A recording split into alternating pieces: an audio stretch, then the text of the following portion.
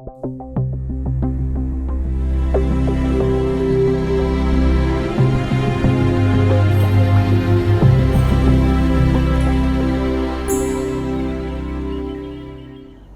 estamos en la última clase, estimados estudiantes, después de haber pasado, ¿verdad?, ya semanas en sesiones estudiando las cartas del apóstol Pablo. Así que, antes que nada, felicidades a cada uno por haber llegado hasta esta última sesión para que ya podamos analizar y estudiar la última carta que nos corresponde de todo este curso. Esperando ciertamente que ustedes hayan podido seguir estudiando, hayan podido seguir leyendo la escritura y poder, ¿verdad?, recordar todo lo que hemos estado diciendo a través de sus guías de estudio. Así que una vez más, bienvenidos a esta última sesión del curso Epístolas Paulinas. Agradeciéndoles su presencia, ¿verdad?, y también la disposición que tienen para seguir aprendiendo a través de nuestro seminario Cita. Así que vamos a iniciar nuestro estudio del día de hoy. Y la última carta que vamos nosotros a reflexionar y a ver con un panorama general es la carta del apóstol Pablo a Tito. Pero hay algo que debemos empezar a considerar. Cuando leemos la carta a Tito, sobre todo en el capítulo 1, voy a leer el versículo 5. Aunque aquí empieza a hablar acerca de requisitos de ancianos y obispos, Pablo le dice a este hermano, a este hijo de la fe: por esta causa te dejé en Creta, para que corrigieses lo deficiente y establecieses ancianos en cada ciudad, así como yo te mandé.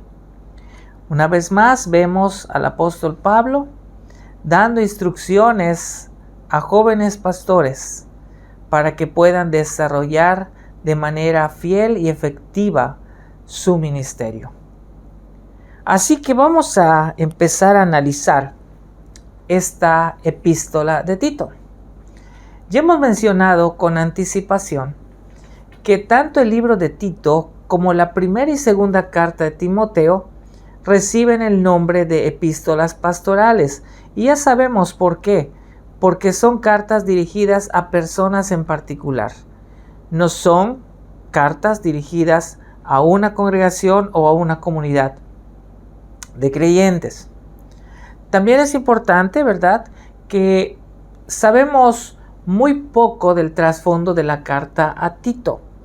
Lo que sí podemos saber es que esta carta fue escrita en algún tiempo y en algún momento entre las dos cartas que el apóstol Pablo le envió a Timoteo. Bueno, mientras viajaba luego de ser liberado de su primer encarcelamiento, Pablo dejó a Tito en Creta, obviamente para que supervisara todo el trabajo ministerial, eclesiástico que se estaba desarrollando en esa isla. Obviamente no fue fácil, sino fue una tarea dura, por la cual los cretenses tenían una reputación innoble. O sea, no tenían buena reputación ante la gente y eso hacía que el trabajo fuera todavía un poquito complicado. Junto con esto, había falsas enseñanzas que amenazaban el bienestar y la unidad de la iglesia. Sabemos muy poco respecto a la persona de Tito. Solo tenemos algunos pequeños datos que nos ayudan, pues quizá a comprender un poquito quién era. Pues datos que tenemos como que fue socio y colaborador de Pablo, viajó con él junto con Timoteo. También Pablo lo escogió para organizar la ofrenda para los creyentes pobres en Jerusalén, por lo cual esto nos da a nosotros una idea de que Tito era un hombre hábil y de confianza. También por lo que tenemos como referencia en Gálatas capítulo 2 versículo 3, sabemos que no se le pidió ser circuncidado, que era griego y que se convirtió del paganismo. Esto significa que no era ni judío ni prosélito antes de su conversión. Pablo se aboca a algunos problemas que vivían las congregaciones cristianas allá en Creta. Hace una lista de las cualidades que deben tener los líderes de la iglesia. Porque Tito tenía la tarea increíble de nombrar ancianos en cada ciudad. La carta incluye varias advertencias fuertes sobre los falsos maestros. Incluye también instrucciones para exhortar a los mayores, a los jóvenes y a los sirvientes. Y también en esta carta, pues hace referencia, ¿verdad? O lo tenemos como una guía personal para Tito en su papel de líder. Pablo también añade varias afirmaciones espectaculares respecto a la salvación cristiana. Bueno, la carta en realidad fue escrita para animar a Tito, en la labor que él tenía de organizar, enseñar y nombrar líderes para las iglesias de Creta. También tenía como intención ayudarlo a detener a los falsos maestros que amenazaban la autoridad, la unidad y la moralidad de la iglesia. Aparentemente, podemos observar que en Creta también habían aparecido los mismos errores que en otras partes respecto al gnosticismo y a las variaciones judías del gnosticismo. Así que podemos observar que al final de la carta, Pablo le está mencionando a Tito su deseo de reunirse con él en el siguiente invierno. Con este antecedente o con este pequeño panorama inicial, podemos entonces empezar siguiendo, ¿verdad?, con sus guías en la página 2, pues la introducción a la carta.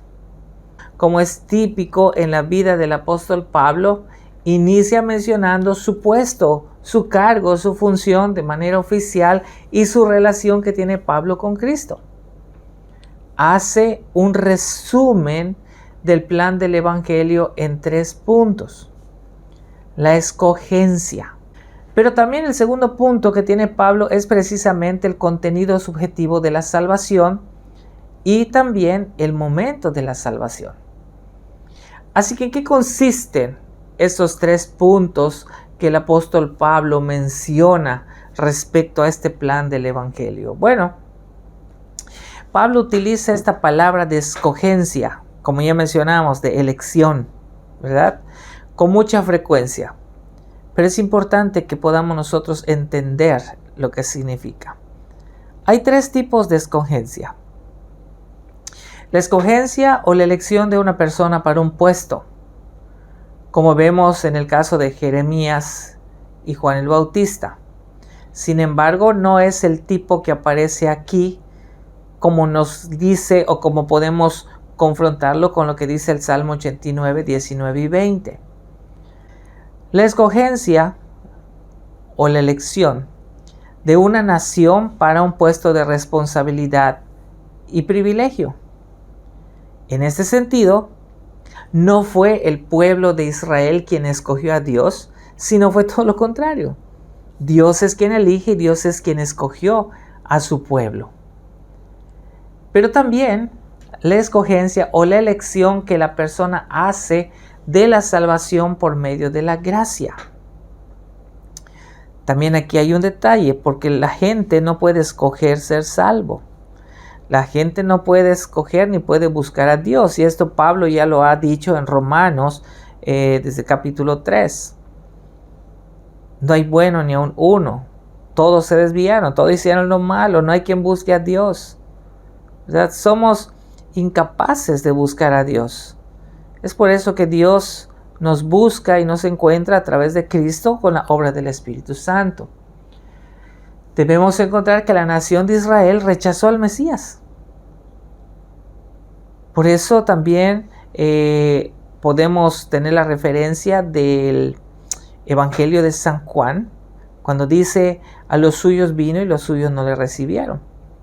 O sea, la misma nación, el mismo pueblo de Dios rechazó al Mesías, sabiendo que es el camino para la salvación personal. También, algunas personas de Israel, como algunos gentiles, sí recibieron a Cristo como su Salvador, porque reconocieron y vieron realmente que Cristo es el Mesías, es el Hijo de Dios, es el enviado por Dios, es el Mesías prometido desde tiempos del Antiguo Testamento. Así que esta elección a la salvación es por gracia y depende de la fe, y esa fe produce obediencia en la persona o en el individuo. Esta forma de escogencia o de elección es la que mencionamos aquí. Nosotros no buscamos a Dios, no elegimos a Dios. Dios es quien nos escoge, Dios es quien nos elige, Dios es quien nos busca, Dios es quien nos trae a sus pies a través de la obra sacrificial de Cristo. Y una vez que nosotros tenemos fe y aceptamos a Cristo, entonces viene la obediencia nuestra para con Él de una forma voluntaria. Así que, antes de que Dios creara e hiciera el mundo, ya había perfeccionado su plan para la salvación de los perdidos por medio de Cristo. Dicho de otra manera, el Señor diseñó, creó el plan de redención muchísimo antes que Él creara con el poder de su palabra todo cuanto existe. Y por supuesto, nos formará a nosotros. Pero también Pablo tiene un segundo punto, que es el contenido subjetivo de la salvación, la fe de la persona escogida, es decir, la fe por la que escoge ser salvado. Pero como bien sabemos, muchos dicen que la elección para aceptar a Cristo también es nuestra. En un sentido podemos decir que sí. Por eso podemos decir, y aquí está en sus guías, precisamente en la página 2, que dice: la escogencia no es solo una decisión de Dios, sino nuestra también. ¿Qué quiero decir con eso y que quede claro? No estoy diciendo que la obra de Dios no sea suficiente. Lo que estoy diciendo aquí con esto es que la fe en la persona es obra del Espíritu Santo. Y esa obra del Espíritu Santo es la que nos hace responder ante la llegada a nuestros oídos del mensaje de salvación. Y por eso es que muchas veces escuchamos a las personas decir: es que yo acepté a Cristo en tal fecha y en tal año. El hecho de decir yo acepté a Cristo es simplemente una acción o una respuesta que nosotros dimos. Pero al final de cuentas, la fe es obra del Señor. Nosotros somos pasivos ante este regalo incomparable. También tenemos el conocimiento de la verdad. Nuestro conocimiento es fuerte, claro, y está basado, por supuesto, en las experiencias que tenemos de vida. Sin embargo, este conocimiento de la salvación solo puede ocurrir por la operación del Espíritu Santo. Yo no puedo tener conocimiento de la verdad si el Espíritu Santo no me sigue exhortando, no me sigue edificando, no me sigue alentando. O sea, el hombre común, el hombre natural, o como Pablo usa, ¿no?, el hombre carnal, tiene conocimientos en áreas que no son las espirituales, y puede conocer muchas cosas y puede tener experiencia de muchas maneras, pero en la cuestión espiritual no, carece de ese conocimiento. Ahora nosotros que somos nacidos de nuevo tenemos ese conocimiento, y ese conocimiento de la verdad viene acompañado obviamente de una transformación en nuestra vida que hace el Espíritu Santo, y esa transformación es una transformación del carácter. Y eso produce en nosotros que estemos caminando rumbo a una santidad. Así que podemos decir que el conocimiento de la verdad de Dios, la verdad absoluta, no es meramente teórico. sino es un carácter práctico que es llevado a lo largo de toda nuestra vida desde el momento en que aceptamos a Cristo y vamos experimentando cada día un carácter santo. Pero también tenemos la esperanza de la vida eterna. Y es una esperanza que no debe desfallecer. Es una esperanza que es continua. Y volvemos al mismo punto. Esto no es solo teórico, sino también es espiritual, es práctico. Nosotros tenemos una esperanza viva, como dice también Pedro en su primera carta, capítulo 1, versículo 3. Nosotros tenemos la esperanza porque nuestro Señor, nuestro Salvador, lo ha prometido y nos ha dado la seguridad de esa salvación. Pero también el apóstol Pablo sigue hablando acerca de el momento de la salvación. ¿Cuándo Dios decidió salvar al mundo? Bueno, antes de que creara el mundo.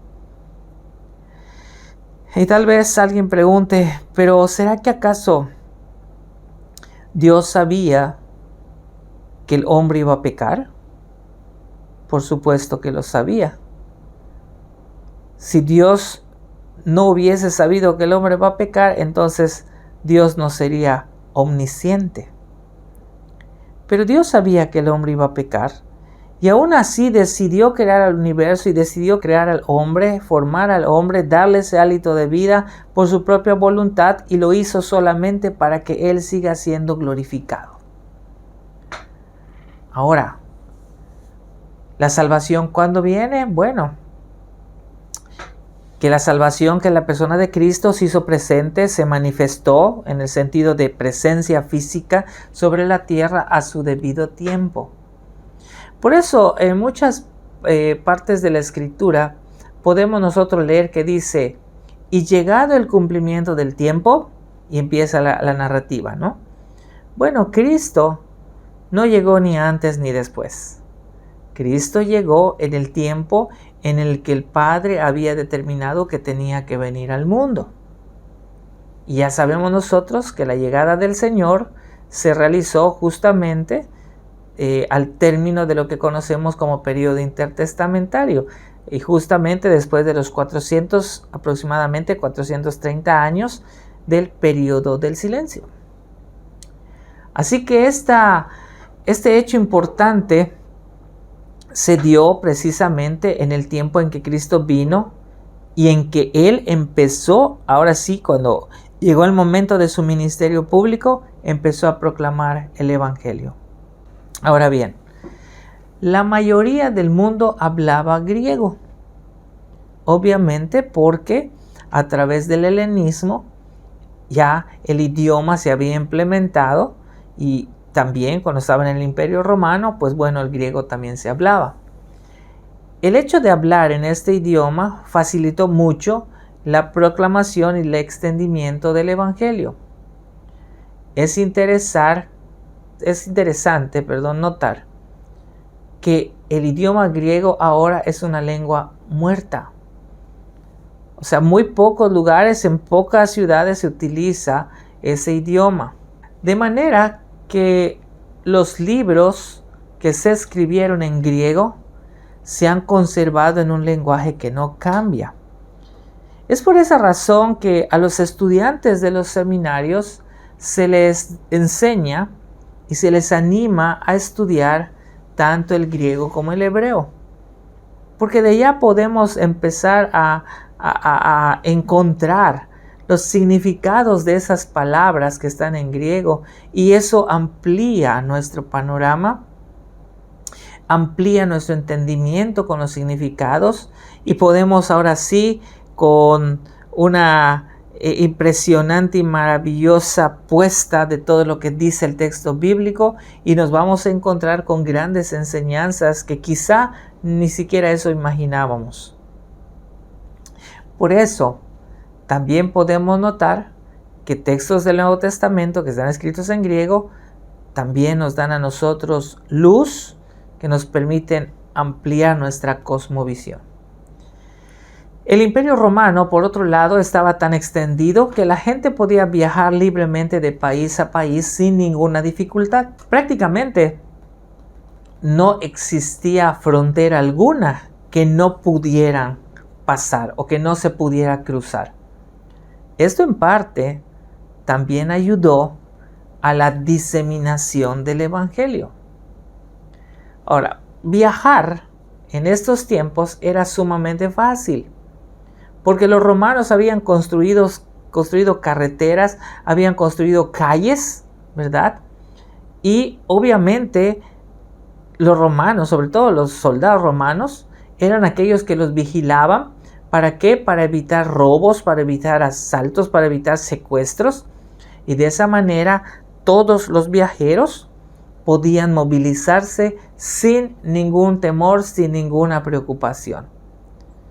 Podemos pensar entonces que en este tiempo esta parte del mundo vivía en paz, lo cual les permitía a los hombres viajar, estar de un lugar a otro, quizás visitar familiares, quizás hacer viajes de negocios y estar de verdad sin temor yéndose de un lugar a otro.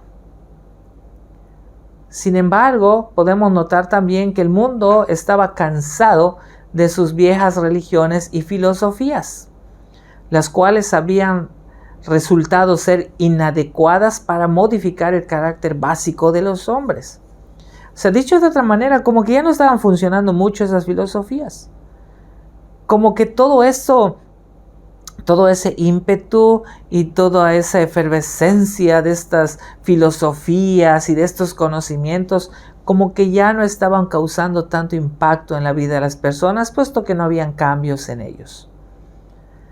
Por eso podemos decir que nunca ha vuelto a existir una época donde los hombres hayan estado tan abiertos al mensaje de salvación. Así que Dios siempre estuvo actuando y sigue actuando en el momento oportuno.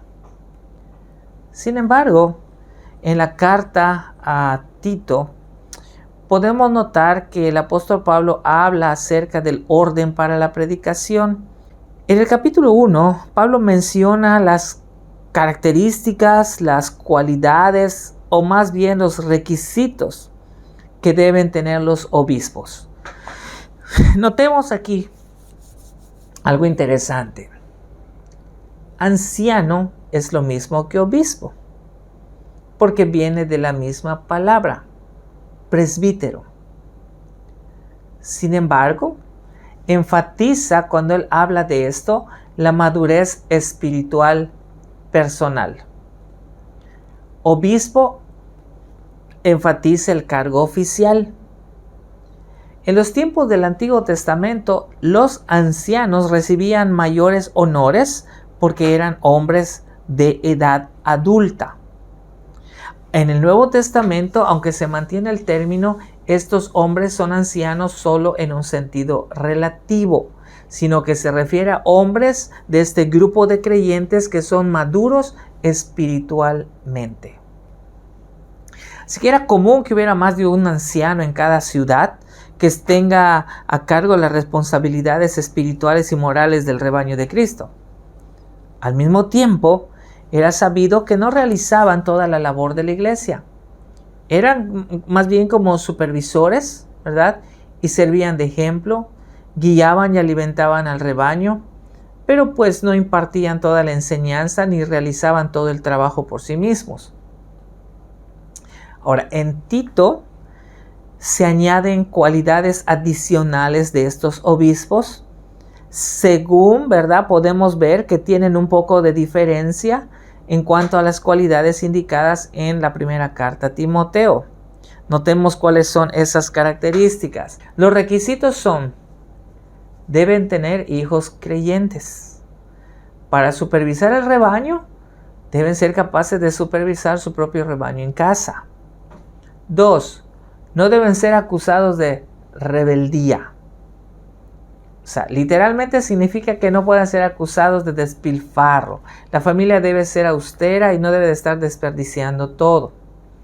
3. Debe ser un administrador de Dios. O sea, no son nombrados por hombres solamente, no son políticos que están buscando escalar una jerarquía eclesiástica, sean nombrados bajo la autoridad del Espíritu Santo.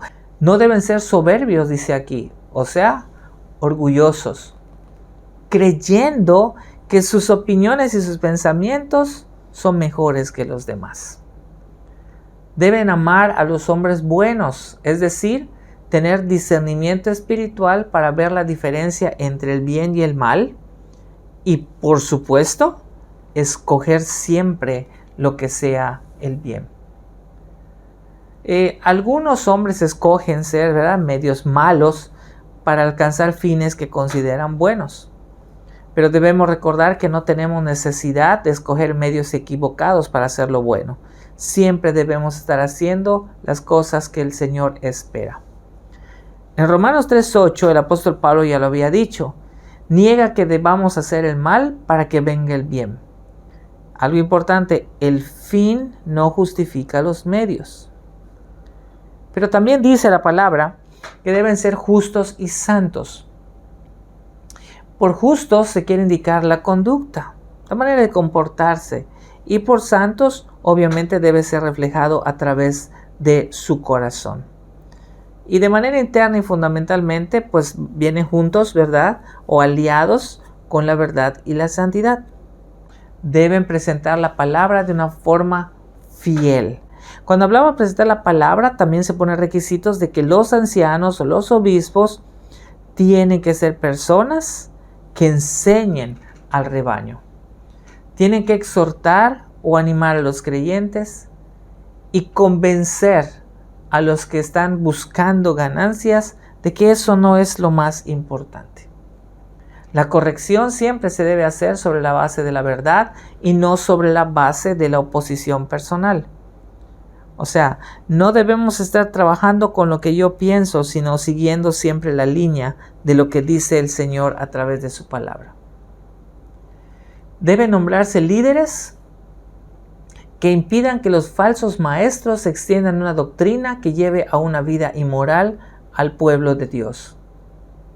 Esos falsos maestros no se subordinan a la autoridad de la iglesia, o sea, no reconocen la autoridad eclesiástica.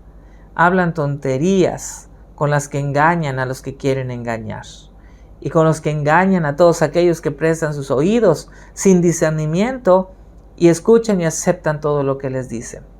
No producen cosas buenas en la vida de sus oyentes. Debemos recordar que el conocimiento no tiene provecho si no mejora el carácter ni los transforma. Y el conocimiento que ellos tenían no estaba causando ese impacto en la vida de cada uno.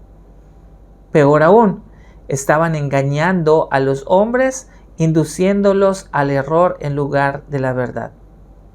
Y aquí ya se estaban afectando familias porque estaban confundiendo a familias enteras, las estaban alejando de la fe y las estaban llevando al error que obviamente no les va a traer una salvación. Así que Pablo dice, ¿saben qué? Hay que taparle la boca. Tito, ¿sabes qué? Hay que taparle la boca. Ancianos, hay que taparle la boca a este tipo de gente. Esta afirmación es fuerte.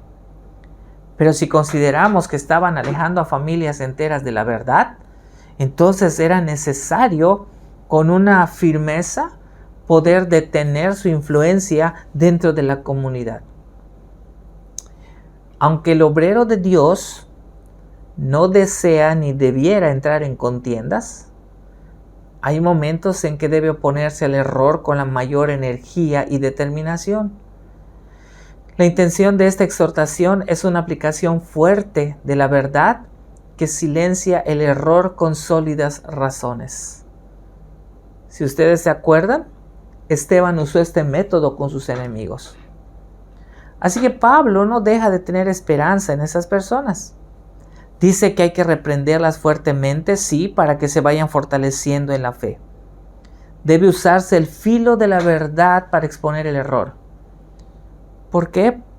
Porque no sabemos qué es lo que Dios va a hacer y qué es lo que Dios quiere obrar.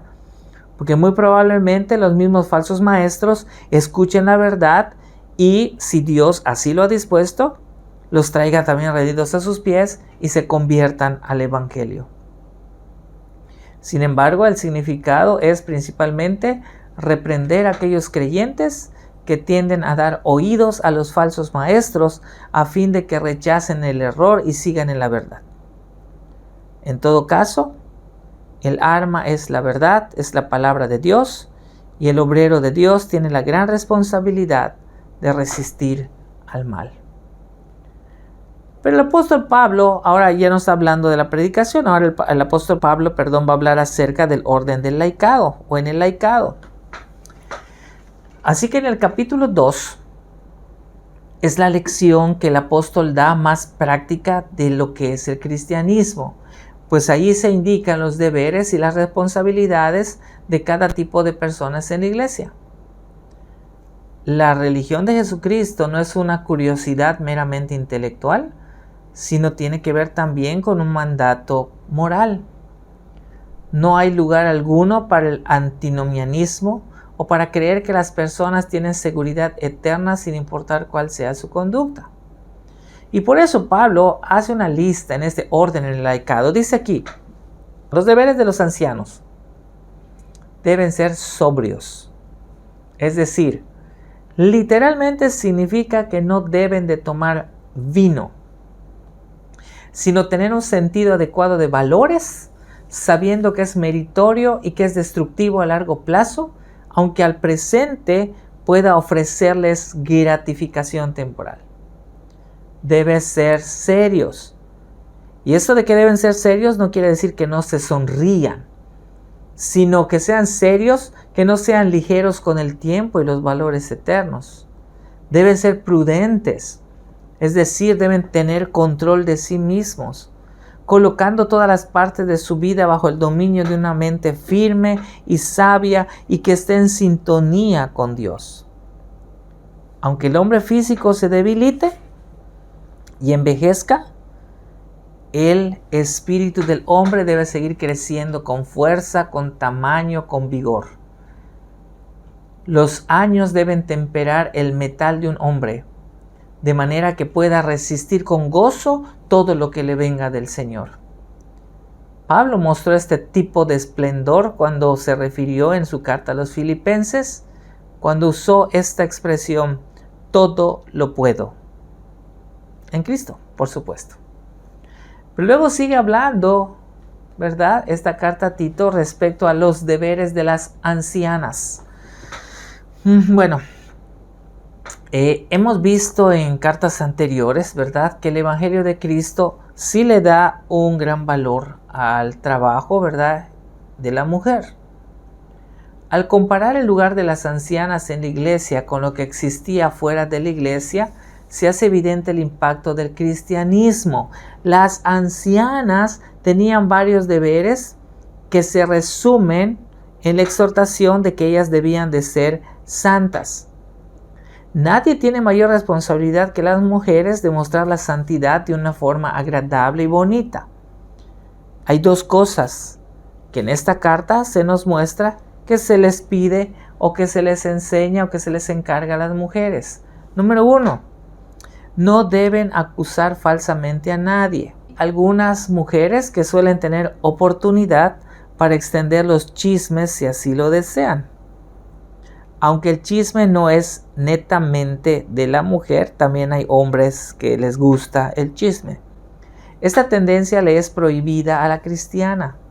Este deleite de contar algo que dañará a otro es una tendencia sutil que nace del orgullo y del egoísmo. 2. Las mujeres mayores deben enseñarle cosas buenas a las más jóvenes. O sea, en lugar de estar acrecentando, alimentando chismes, deben empezar a enseñarles, deben empezar ellas a extender la gracia de la bondad por medio de su vida y sus consejos. Deben ayudarlas, como dice la carta, ¿verdad?, a cómo llevar una vida agradable en familia con sus esposos y sus hijos. Las mujeres ancianas tienen que ser el ejemplo a seguir de las esposas o las mujeres más jóvenes. Deben aprovechar la riqueza de su conocimiento espiritual y están equipadas naturalmente con esa experiencia que les permite, obviamente, enseñar a las demás. Pero también podemos observar los deberes de las mujeres jóvenes. En aquellos días no había lugar para las mujeres en la sociedad, excepto en la casa o en algunas prácticas pecaminosas. Se esperaba que las mujeres jóvenes fueran dulces y controladas. Debían mantener la buena relación con sus esposos y con sus hijos. Debían ser sabias, debían tener dominio propio. Debían ser puras de pensamiento y obra. Así que las mujeres jóvenes con esposos e hijos tienen un papel y una responsabilidad especial en el hogar. Deben de ser buenas, es decir, deben ser amables, obedientes, respetuosas del liderazgo del esposo en el hogar. Estas instrucciones fueron dadas con un propósito espiritual en mente. Las mujeres habían recibido una nueva libertad en Cristo y debían cuidar, obviamente no abusar de esa libertad en Cristo para no ser causa de escándalo a la palabra de Dios. Los deberes también se manifestaban y se enseñaba en la vida de los hombres jóvenes. Se anima a los jóvenes también a tener mentes sobrias, a realizar buenas obras y a mantener una sana doctrina. Esto es especialmente importante en la juventud. Y con frecuencia hay mucha imprudencia debido a la falta de experiencia. En consecuencia, es vital que todas las cosas estén bajo el control de los más altos principios cristianos. Pero vemos ahora a Tito mismo. Al igual que Tito, cada uno de nosotros debe evitar dar ocasión para acusaciones contra Cristo o contra la iglesia. Las críticas a las obras de Dios se silencian mejor con una vida y un hablar ejemplar. Si la verdad se enseña con la unción de Dios, las personas crecerán cada día a la imagen de Cristo. Pero si el ministro promueve sus propios intereses egoístas, creando oposición entre sí, creando conflictos o riñendo sobre asuntos menores de interpretación o siguiendo modas religiosas, pues obviamente no producirá crecimiento ni salud espiritual en la vida de la iglesia. Sus miembros se infectarán como si se tratara de una enfermedad. En todos estos asuntos, Tito debe ser un ejemplo tan fuerte que quienes estén en desacuerdo con él puedan ver reflejado a Cristo y que sea genuino.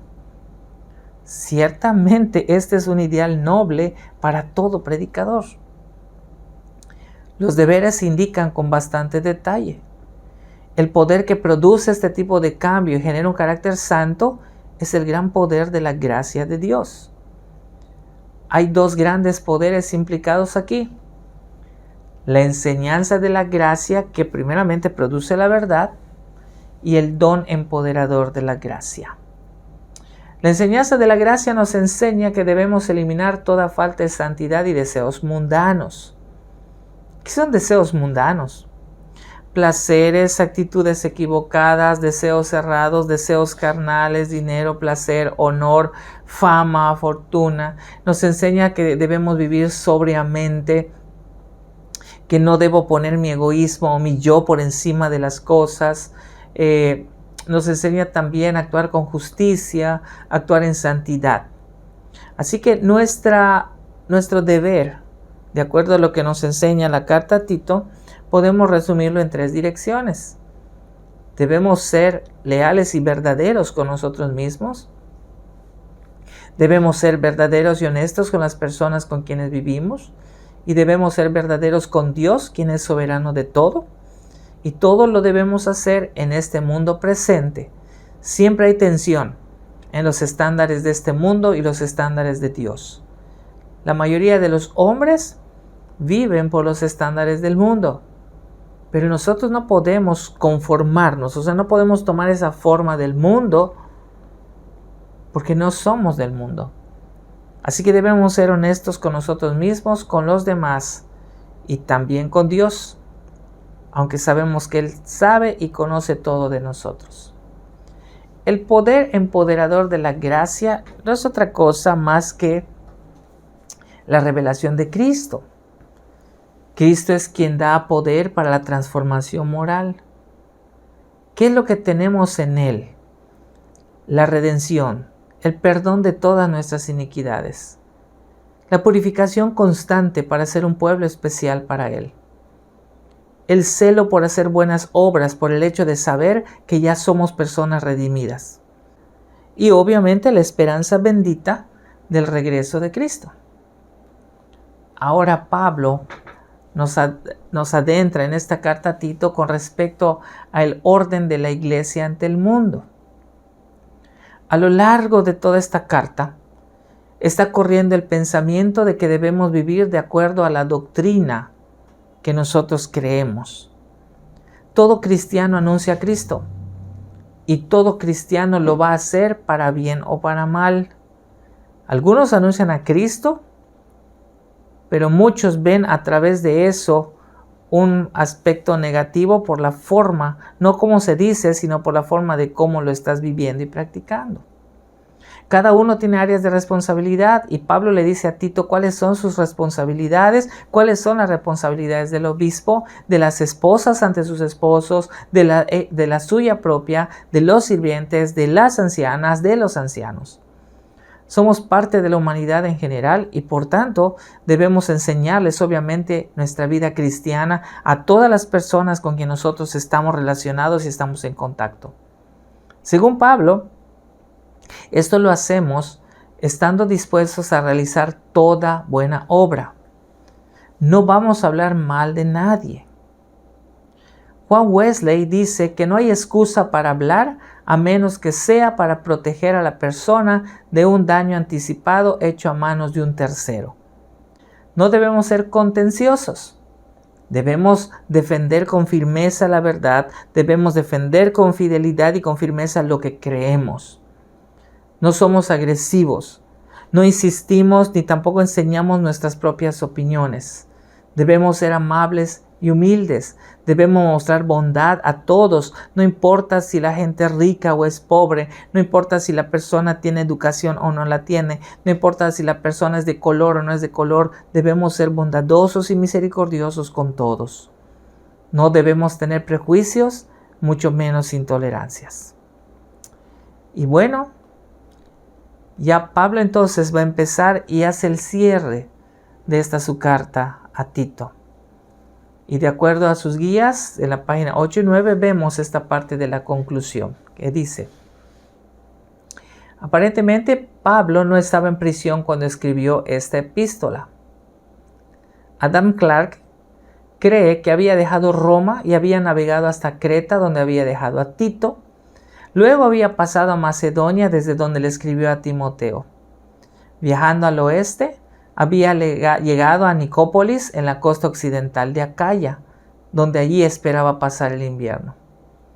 Esta epístola le escribió en los alrededores de esa ciudad.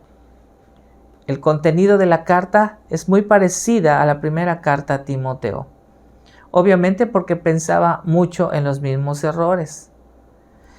No tenemos idea, no sabemos quiénes son Artemas ni Zenas, porque no se mencionan en ninguna otra parte. Artemas y Tíquico evidentemente debían ir a Creta y probablemente ocuparon el lugar de Tito cuando éste partió para poder encontrarse con Pablo. Zenas y Apolos debían ir a Creta e ir a otra parte. Los cretenses debían suplir para sus necesidades del viaje y también para el alimento que ellos necesitaban, lo cual esto era una práctica común, era una costumbre, si lo vemos en todo el Nuevo Testamento. Esto era parte de las buenas obras a las cuales estaban siendo animadas y exhortadas cada persona. Luego, Pablo ya cierra la carta como solía hacerlo, enviando saludos personales y haciendo la oración de que la gracia de Dios cayera sobre aquellos a quienes él les había escrito. Así que todas estas son grandes enseñanzas que la carta a Tito tiene para cada uno de nosotros. Con esto, queridos estudiantes, terminamos. Hemos llegado al final de este curso de Epístolas Paulinas. De mi parte, yo, pastor, doctor Carlos Ucán, Me siento muy contento con Dios, con ustedes, agradecido por darme la oportunidad de compartir este curso en estas clases internacionales de teología aplicada que es CITA. Así que espero que sigamos animados todos a seguir estudiando y a seguir creciendo en el conocimiento de la palabra de Dios y poder ser siempre de bendición a nuestras iglesias locales en donde Dios nos ha puesto. Vamos a terminar este curso de epístolas pastorales agradeciéndole a Dios por todo lo que hemos podido aprender en cada una de estas cartas que ya hemos estudiado. Así que les invito a cerrar sus ojos y vamos a orar para terminar nuestro curso. Padre bendito, te agradecemos este día por habernos permitido llegar al final de este curso de epístolas paulinas. Que todo lo aprendido quede grabado en nuestro corazón, en nuestra mente, pero que también nos permita, Señor, poner en práctica todo lo que necesitamos hacer y poder enseñar correctamente a tu pueblo. Tu rebaño tiene que ser edificado y te agradecemos que nos dé la oportunidad y el privilegio de poder hacerlo. Oramos agradecidos en el nombre de Cristo Jesús. Amén. Estudiantes, no me resta más que decirles gracias por su asistencia, gracias por su paciencia y que el Señor siga bendiciéndoles en este camino que ustedes están llevando de seguir aprendiendo a través de este seminario CITA. Que Dios les bendiga y esperamos vernos nuevamente en algún otro curso. Bendiciones a todos.